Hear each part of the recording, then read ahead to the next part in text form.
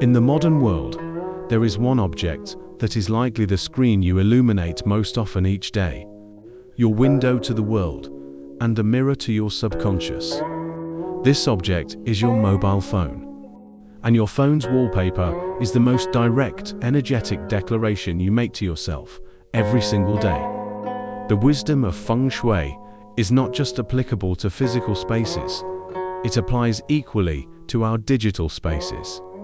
Your phone screen is the most personal, bright hall or min-tang of our era. The image you choose for your wallpaper continuously transmits specific energy frequencies and psychological cues to your subconscious mind. A photo of a vibrant landscape and a screenshot of an anxiety-inducing news article infuse you with vastly different energies.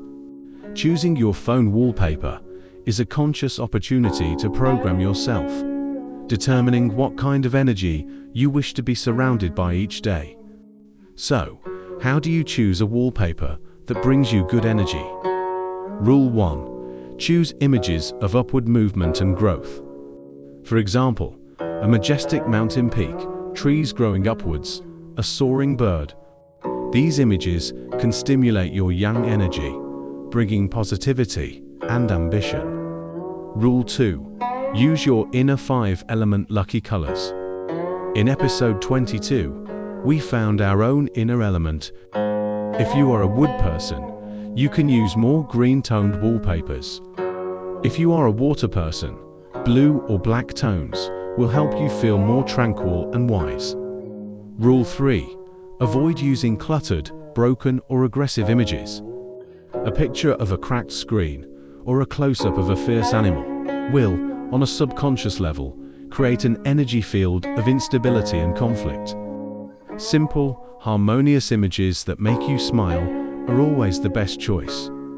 In this digital age, we have the power to transform technology into a tool that nourishes our spirit. A simple phone wallpaper can become a portable talisman and a source of energy that you carry with you. Starting today, for your most important digital window, choose an image that illuminates your inner landscape. May you walk in harmony with the Tao, and may all your endeavors unfold with ease. In our next episode, we will discuss a frequently overlooked yet vital energy hub in the home, the Tai Chi point. Thank you for watching.